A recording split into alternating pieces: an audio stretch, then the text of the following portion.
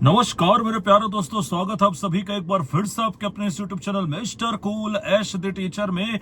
दोस्तों आज की ये जो वीडियो है ये बहुत इंपॉर्टेंट होने वाली है। इसके पहले मैं अभी भी आप लोगों से रिक्वेस्ट करता हूं कि सबसे पहले तो आप मेरी कल की वीडियो को जा करके देख ले, क्योंकि ये उसी का फॉरवर्ड होने वाला है। और इसके अलावा अगर अभी आपका डीवीसी नहीं हुआ है और आप भी ऐसे कैंडिडेट है जिनका लास्ट डे डीवीसी होने वाला अर्थात कल 26 को या फिर आज, तो मैं चाहूंगा इंपॉर्टेंट डॉक्यूमेंट्स की सारी सीरीज को आप प्लीज बिंज वॉच कर ले। ये आपके लिए बहुत ही इंपॉर्टेंट होने वाला है। तो चलिए दोस्तों शुरू करते हैं बिना समय गवाए वीडियो को। देखिए दोस्तों, बहुत से कैंडिडेट्स जो है वो अपात्र हो रहे हैं उन्हीं छोटी छोटी गलतियों की वजह से, जो मैंने पहले ही क्लियर किया हुआ है अपनी इंपॉर्टेंट डॉक्यूमेंट्स की सीरीज में। इसीलिए मैंने बार बार बोला था दोस्तों कि उसे जाकर के बिंज वॉच कर लीजिए, आप अपात्र नहीं होंगे।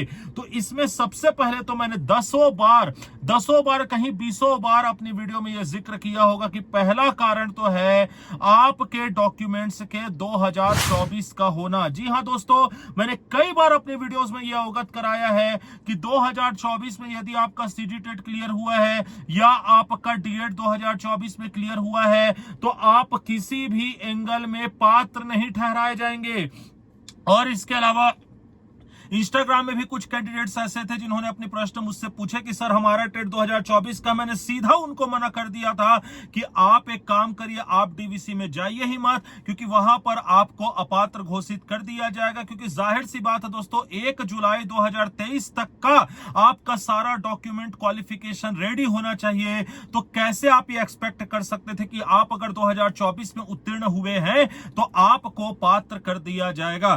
पहली इंपॉर्टेंट बात तो ये दोस्तों। दूसरी इंपॉर्टेंट बात इसमें से यह भी सुनने में आ रहा है कि कई लोग जो ऑलरेडी शिक्षक के रूप में पदस्थ हैं वे भी डीवीसी की प्रक्रिया में भाग नहीं ले रहे हैं। जाहिर सी बात है दोस्तों, अगर वे शिक्षक के रूप में ऑलरेडी पदस्थ हैं तो वहां पर यहां पर हमको देखने के लिए यह मिल रहा है कि वे भी इसमें डीवीसी में हिस्सा ही नहीं ले रहे हैं, जिसकी वजह से भी सीटें खाली जा रही है। इसके अलावा तीसरी इंपॉर्टेंट बात, मेरे ही पहचान में 2 लोग हैं, जाहिर सी बात है मैं उनका नाम उजागर नहीं करूंगा, जिनकी पोस्टिंग काफी दुर्गम इलाकों में हो गई है और उनके घर वालों की ओर से मना कर दिया गया कि आप डीवीसी में मत जाइए, आपको नौकरी करने की जरूरत नहीं है। तो ऐसे भी कुछ केसेस आ रहे हैं दोस्तों। इसलिए 6वीं सूची के लिए जो वेट कर रहे हैं उनके लिए यह बहुत ही बढ़िया बात हो जाती है कि ऐसे जो सीटें हैं वो खाली जा रही है। तो पहली इंपॉर्टेंट बात तो ये दोस्तों।